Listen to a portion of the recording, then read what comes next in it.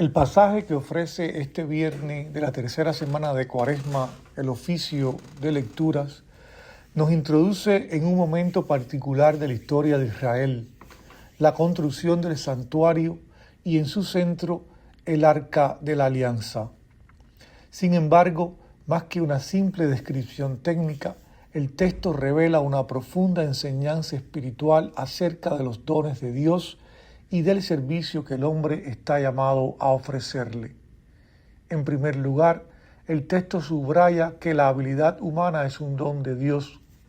Bezalel y Oholiab no aparecen solo como artesanos expertos.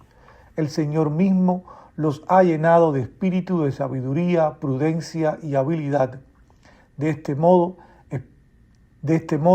la Escritura enseña que toda capacidad, ya sea intelectual, artística o manual, tiene su origen en Dios. Además, se destaca que el don recibido no es para el provecho personal, sino para el bien de la comunidad. A Bezalel no solo se le concede la destreza para realizar la obra, sino también la capacidad de enseñarla a otros. Esto muestra que los dones de Dios están destinados a difundirse y multiplicarse en el pueblo. La obra del santuario es, por tanto, una tarea común, en la que cada uno participa según el don que ha recibido. En un sentido más profundo, este pasaje del libro del Éxodo invita a contemplar cómo Dios santifica el trabajo humano. El arte, la técnica y la belleza se convierten en instrumentos al servicio del culto. Lo que el hombre produce con sus manos cuando está orientado a Dios se transforma en signo de su presencia y en expresión de fe. Primera lectura del libro del Éxodo. En aquellos días Moisés dijo a los hijos de Israel: El Señor ha llamado a Bezalel, hijo de Urí, hijo de Hur, de la tribu de Judá, y le ha llenado del Espíritu de Dios, de sabiduría, de prudencia y de habilidad para toda clase de tareas, para que trace proyectos, labre el oro, la plata y el bronce, cincele piedras de engaste y talle la madera, y para cualquier otro tipo de trabajos.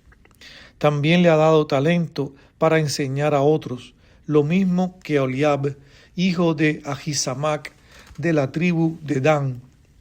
Les ha llenado de habilidad para trazar proyectos y realizar cualquier clase de labores, bordar en púrpura violácea, roja o escarlata y en lino, proyectar y realizar toda clase de trabajos. Bezalel, Oholiab y todos los expertos a quienes el Señor había dotado de habilidad y destreza para ejecutar los diversos trabajos del santuario, realizaron lo que el Señor había ordenado. Bezalel hizo el arca de madera de acacia, de 1,4 metros de larga por 75 centímetros de ancha y otros tantos de alta. La revistió de oro puro por dentro y por fuera, y le puso alrededor una cenefa de oro.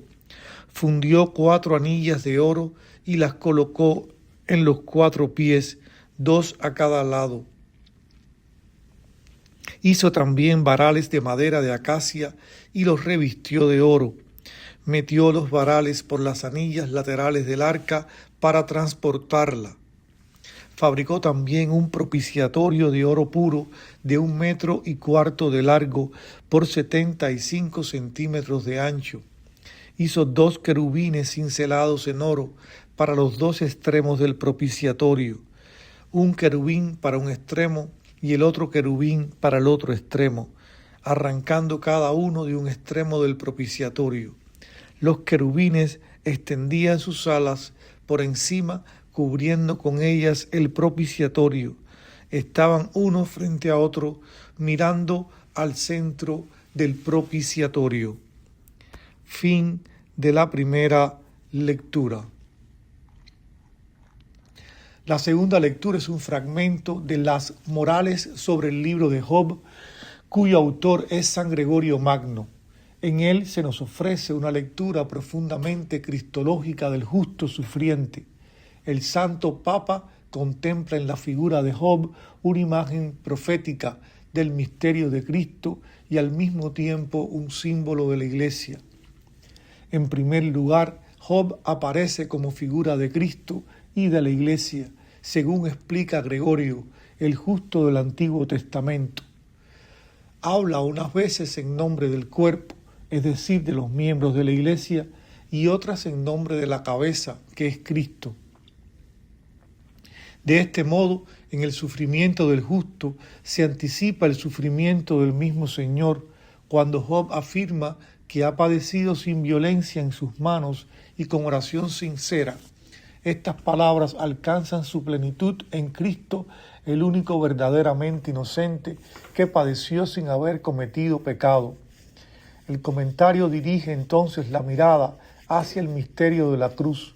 Cristo inocente no solo soporta el sufrimiento, sino que transforma el dolor en intercesión. Mientras es crucificado, eleva al Padre la oración más pura, pide el perdón para quienes lo persiguen. Así se manifiesta la profundidad de la misericordia divina. La sangre derramada por la violencia de los hombres se convierte por la gracia de Dios en fuente de salvación para ellos mismos. El texto concluye con una enseñanza espiritual para los creyentes, quienes participan del misterio de la pasión, especialmente en el sacramento de la Eucaristía, están llamados a imitar a aquellos que reciben. No basta venerar la sangre redentora, es necesario anunciarla y testimoniarla. Si el cristiano guarda silencio, la voz de esa sangre quedaría como escondida en él, pero cuando proclama con su vida y su palabra el misterio de la redención, entonces esa sangre sigue hablando en el mundo. Segunda lectura del comentario de San Cirilo de Alejandría. Y por ellos me santifico yo. Según los usos legales, santificado se dice de lo que se ofrece a Dios en concepto de don o de oblación, como por ejemplo todos los primogénitos de Israel. Santifícame todos los primogénitos israelitas. Dijo Dios a Moisés, es decir, consagra y ofrece y considera lo sagrado.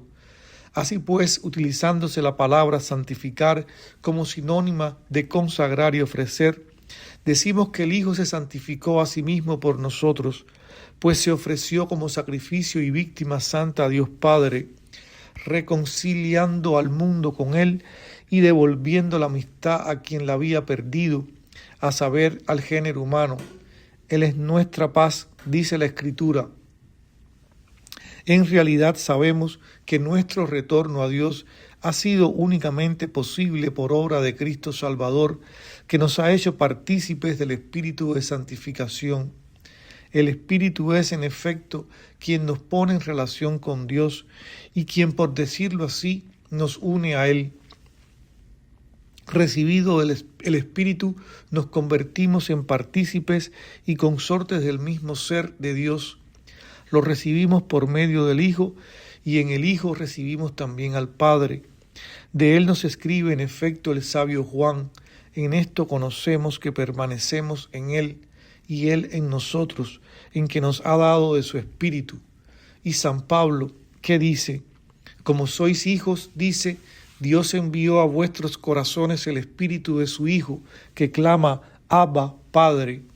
Tanto que si por cualquier eventualidad estuviéramos privados del Espíritu Santo, no se podría en absoluto conocer que Dios está en nosotros, y si no se nos hubiese enriquecido con el don del Espíritu, que es lo que nos coloca entre los hijos de Dios, en modo alguno seríamos hijos de Dios.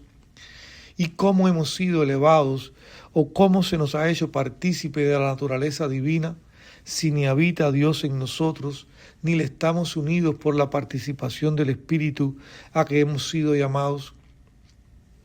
Y sin embargo, la verdad es que somos partícipes y consortes de aquella naturaleza que todo lo supera, y somos llamados templos de Dios, el unigénito. En efecto se santificó, es decir, se consagró por nuestros pecados y se ofreció a Dios Padre como hostia santa de suave olor, para que, apartado lo que en cierto modo separa de Dios a la naturaleza humana, esto es el pecado, nada nos impida estar unidos a Él, participando de su naturaleza.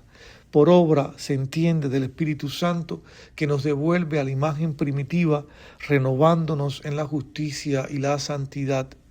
Pues si el pecado aparta y separa al hombre de Dios, la justicia, en cambio, nos une a Él y nos coloca, en cierto modo, junto al mismísimo Dios Padre, porque hemos sido justificados por la fe en Cristo, que fue entregado por nuestros pecados y resucitado para nuestra justificación.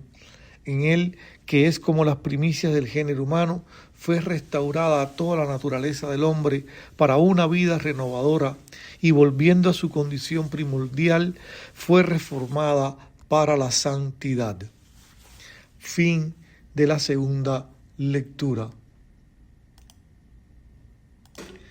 Dios, Padre bueno, que en el bautismo has revestido de Cristo a tu siervo Pedro Arrupe y lo llamaste a su seguimiento en suma pobreza espiritual en la compañía de Jesús, escucha benigno nuestra oración.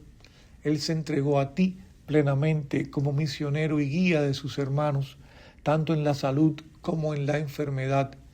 Movido por el Espíritu Santo, lo has puesto al servicio de la fe, convirtiéndolo en maestro de discernimiento y dócil servidor de la justicia del reino. Con confianza te rogamos que a imitación de Jesucristo pobre y humilde, a quien amó entrañablemente, el Padre Arrupe pueda ser reconocido como modelo de vida evangélica y testigo de cómo ser profetas en el mundo, animándonos a ser en toda cultura hombres y mujeres para los demás. Por su intercesión y para tu mayor gloria, te pido ahora esta gracia particular.